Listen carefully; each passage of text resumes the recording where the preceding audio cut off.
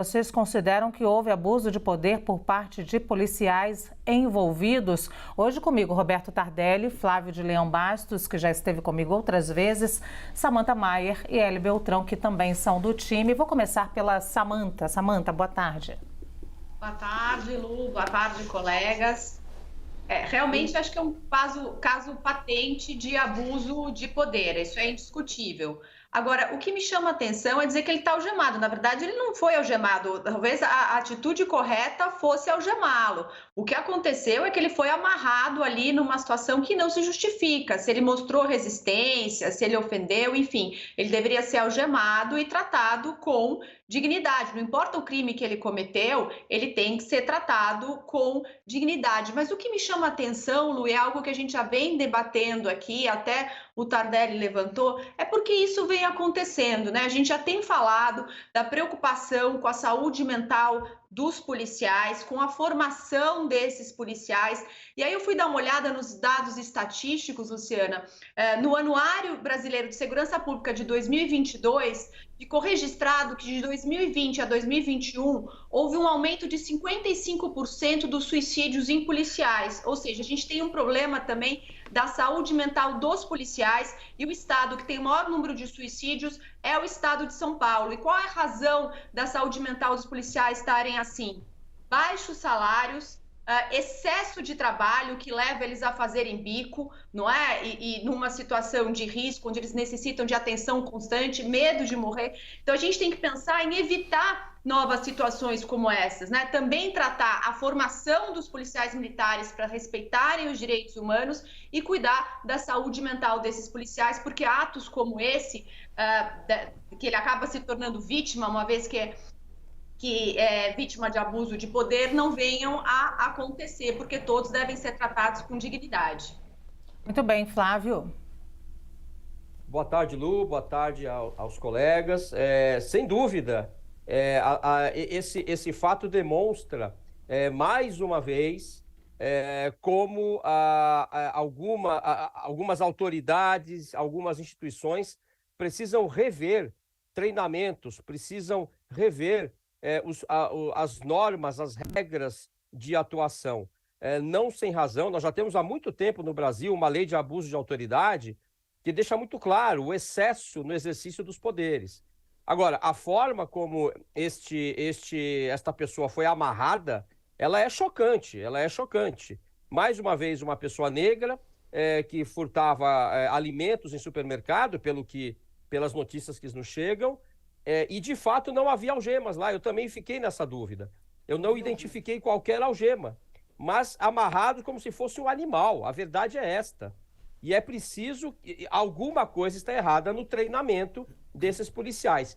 Além do que, como já foi colocado aqui, eu não vou repetir, a questão do preparo emocional, do preparo psicológico para enfrentar situações de pressão. Porque nós estamos falando de autoridades que têm uma responsabilidade maior perante a população. Então eu concordo nesse caso totalmente com a Samantha. Me parece, vou passar para o Hélio Beltrão, me parece que havia algema sim, ele foi amarrado pelos pés com cordas e carregado dessa maneira aí indigna, animalesca. Mas aí é outra história. Vamos lá, Hélio Beltrão. Bom, boa tarde, Luciana, boa tarde demais colegas aqui. Eu vi algemas sim, se pode notar. Eu entendi que ele teve uma reação, eu suspeito que parte da história não está nesse vídeo que a gente viu, né? Não sei se tem um outro vídeo que mostra o que aconteceu, mas eu suspeito que ele, depois de algemado e de tentar reagir ou fugir, ele foi também amarrado. Não sei se isso é o procedimento da polícia ou não, mas imagino que tenha sido isso porque ele está de algemas no vídeo, né? Conforme eu verifiquei. Agora, vamos lembrar, é um grupo de 3 bandidos que fizeram um arrastão num supermercado, roubando produtos acima de R$500, segundo o boletim de ocorrência. Então, ele tinha que ser detido, foi detido, e aí, uma vez amarrado, se justificado, né, que ele estava realmente tentando fugir e for o procedimento, aí é assim que tem que se lidar, ele vai para a delegacia.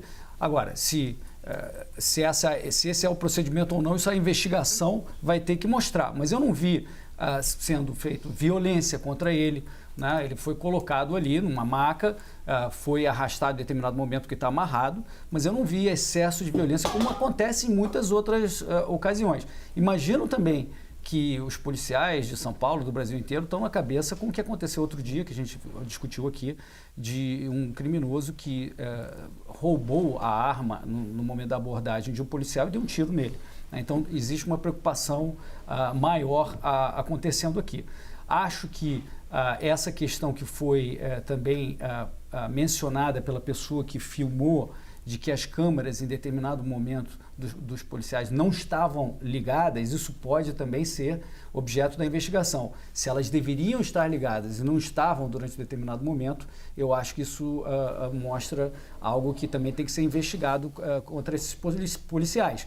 E a outra coisa que me chamou a atenção, Luciana, para encerrar, é que, efetivamente, quando o policial percebe que tem uma pessoa filmando e que está comentando em cima desse vídeo, ele tenta realmente intimidar essa pessoa, pedindo documentos e tal. Eu não acho que isso seja correto, ele estava ali filmando, é legal filmar, não sei por que ele resolveu intimidar a pessoa que estava filmando esse caso. Ou seja, tem muitas variáveis aqui, mas eu não vi uma violência desproporcional se de fato havia uma resistência, uma tentativa de fuga desse bandido nesse momento. Você não vê uma discrepância e uma violência nessa imagem, é isso que você está dizendo? Não, porque a violência que eu estou vendo, que a gente vê muito que é horrível, é quando dão tapas na pessoa, quando dão chutes, a gente vê muito ocorrendo. Nesse caso, forma de carregar, amarrado pelos pés, carregar dessa maneira. Ele tem que ser carregado. Porque é muito chocante, né, Hélio, num Brasil como o nosso, onde, por exemplo, a gente teve um ex-deputado que recebeu policiais com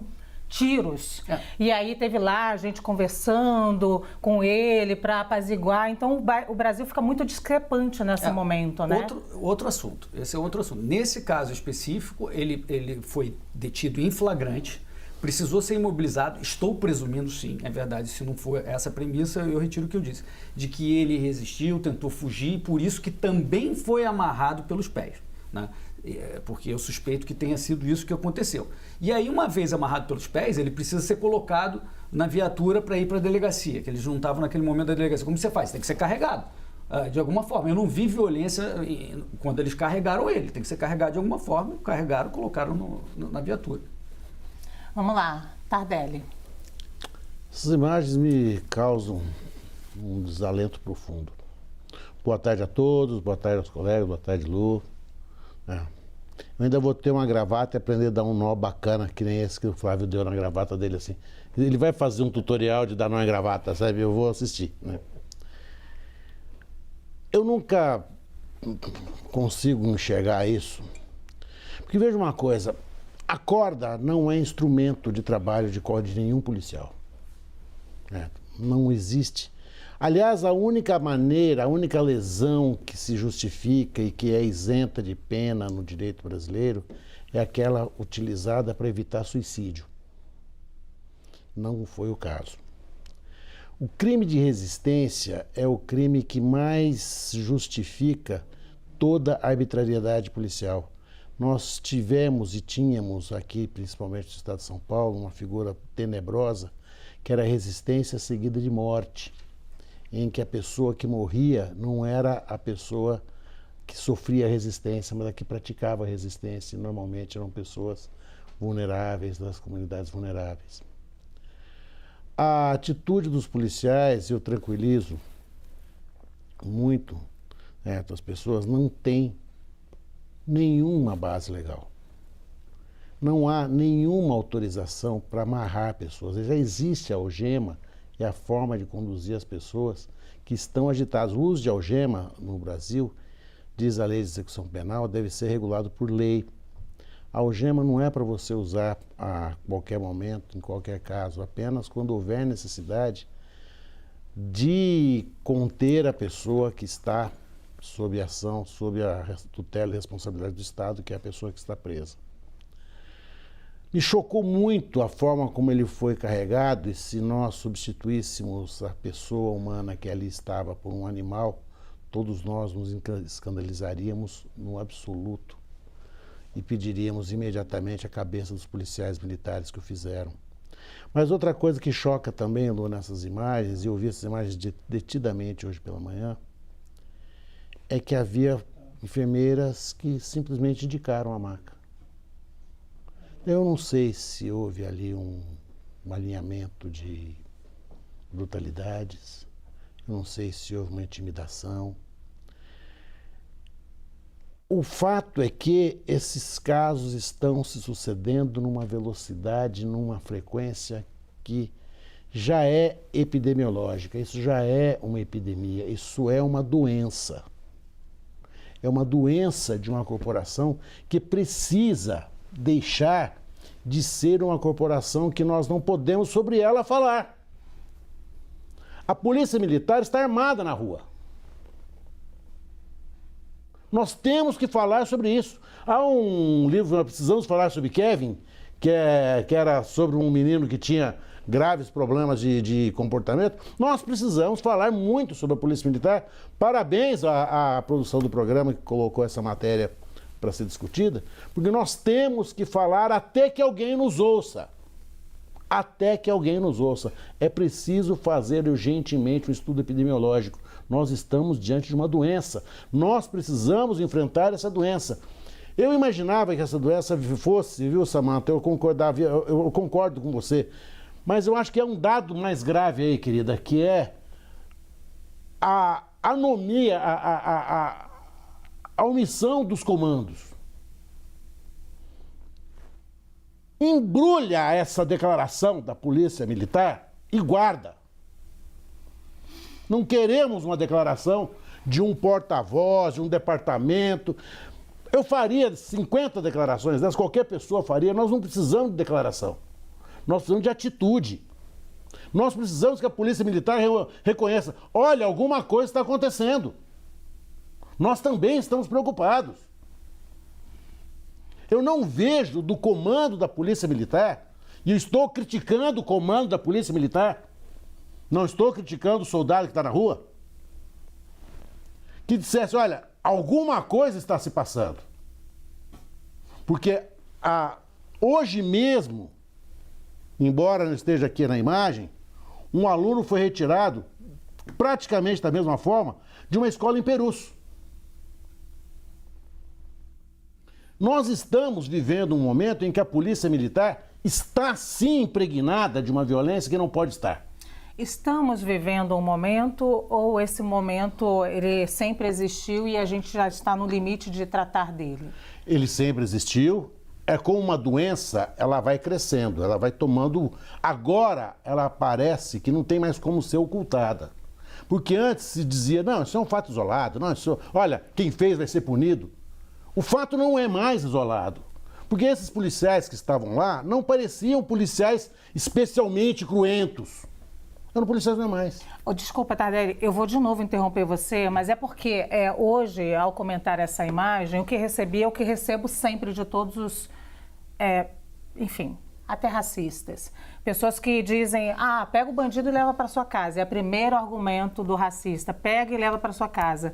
Sem entender que a gente está fazendo uma crítica à forma desproporcional que a instituição paga por nós, contribuinte, trata os brasileiros. Exatamente. E aí fala: não se está defendendo o criminoso, longe de se defender criminoso, minha gente. A gente está falando sobre a forma desproporcional que uma instituição trata as pessoas desse país. E aí o argumento é: pega o bandido e leva para sua casa. A corda é o instrumento da forca. Compreendeu? Não existe corda como um mecanismo, como ferramenta de trabalho do policial. Pode entrar na viatura que for, lá não tem corda. Eu queria ouvir a Samantha só mais um pouquinho, Flávio e Hélio também, mas só um pouquinho, tá, gente? Produção do programa, não briguem comigo. Mas essa situação é a seguinte: esse rapaz, houve ali um assalto a um supermercado, um roubo, né? Porque me parece que não tinha arma, enfim. Mas roubaram o supermercado e as pessoas indicaram pessoas que poderiam ter roubado e encontraram ele em um outro local com caixas de doces. O roubo foi de doce. Abro um parênteses aqui, lembro dos meus amigos de colégio, brancos, que tinham condições, que brincavam, entre aspas, de roubar doces, tá?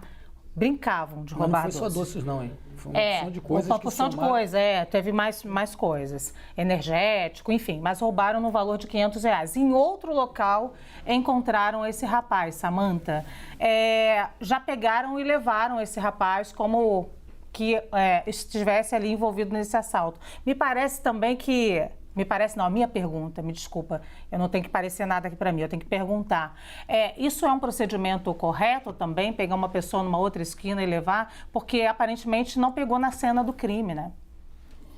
O que a gente leu da reportagem, Lu, é que foi um arrastão no supermercado, ele estava com mais 2 outras pessoas, o supermercado tocou o botão de alarme e pegaram eles na proximidade do supermercado com o fruto do roubo, que no caso dele eram as caixas de chocolate. E o que a gente leu é que ele assumiu que efetivamente pegou essas caixas de chocolate e que ele apresentou resistência na prisão e disse que iria pegar a arma dos policiais para matá-lo. Isso é o que está na reportagem, a gente não tem aqui todos os dados. Então, foi isso que levou à prisão dele. O que nada justifica, eu acho que se ele apresentou resistência, ele deveria ser algemado. Agora, preso por cordas, aí que eu acho que houve um abuso. Eu concordo em parte com o que o Tardelli falou, que a gente tem que repensar como é que a gente trata as pessoas e todos têm que ser tratados com dignidade, os que cometeram crime e os que não cometeram. Mas eu acho que a gente também tem que repensar como é que a gente trata a instituição Polícia Militar, como é que a gente está investindo na formação desses policiais, como é que está sendo a remuneração desses policiais, como é que a gente está tratando a saúde mental dessa polícia, porque se a gente está querendo exigir um tratamento, a gente também tem que tratá-los com dignidade. Todos merecem dignidade. E esse caso que a gente mostrou é um caso muito triste, em que efetivamente é incontestável a existência de um abuso de poder, que deve ser punido também no caso dos policiais. Nada justifica esse tratamento. Sim, a gente sempre discute aqui a saúde mental de policiais, é uma tecla que a gente também bate aqui, não é, Samantha? Flávio, por favor.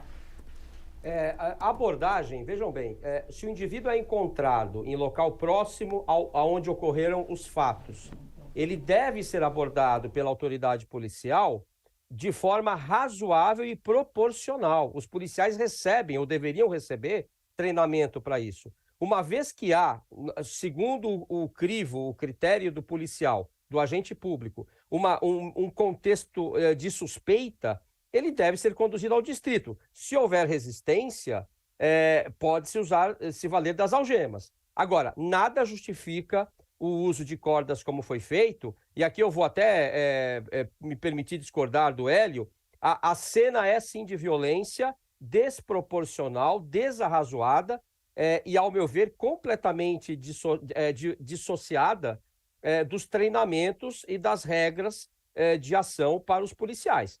E, sem dúvida, temos que trabalhar em ambas as pontas. A saúde do policial, mental e física, a valorização da carreira, o intercâmbio com outras experiências em outros países, tudo isso deve ser cuidado para que a gente evite. Porque nós estamos falando de uma sociedade que está doente. Eu concordo com o Tardelli. Não são só os policiais. Nós tivemos essa semana uma pesquisa revelando, por exemplo, que passageiros de avião estão se agredindo cada vez mais no mundo todo, dentro dos aviões. Então nós estamos vivendo, talvez pós-pandemia, não sei como avaliar isso, mas é preciso que ambas as pontas desse processo sejam avaliadas. Hélio? Bom, vamos lá. Primeiro, eu acho que as imagens chocam muito, e muito mais que os fatos, na verdade, porque nos remetem a imagens de escravos amarrados por cordas, etc. E como o Tardelli e vocês estão mencionando, cordas não fazem parte do procedimento da polícia. Ok, é isso mesmo, não está certo isso. Agora, vamos lá. Colocaram a algema nele, e eu estou supondo, pelo que foi mencionado pelos próprios policiais, de que ele continuou resistindo, tentando fugir. Então, estou supondo que o principal das imagens, o principal do caso, não estão nessas imagens, estão antes. O que ele fez para justificar ele ser amarrado. Eu suspeito que há uma motivação para ele ter sido neutralizado. Qual é o procedimento da polícia para uma pessoa que está algemada e segue resistindo, chutando ou tentando fugir? Pergunta que eu deixo para todos aqui. Acho que deve haver um procedimento. Qual é o procedimento de imobilização nesse caso? Então, é isso que tem que ser investigado, além das outras coisas que eu mencionei. Por que as câmeras foram desligadas em determinado momento? Por que o policial tentou intimidar quem estava filmando? Isso para mim não está certo. Mas, novamente, violência física, como a gente vê, tapa, soco, chute, isso não aconteceu. Ele estava imobilizado com essas cordas e foi colocado na maca e depois na viatura. Isso aí pode ser considerado desproporcional, se não for verdade o que eu presumi, de que a pessoa estava claramente alterado naquele momento, na minha opinião, né, no filme. Então, talvez tenha havido uma tentativa de fuga, resistência, como foi mencionado pelos policiais. Ou talvez seja o racismo estrutural de todo dia, institucional, tomando as nossas instituições e fazendo isso com determinadas pessoas e não com outras.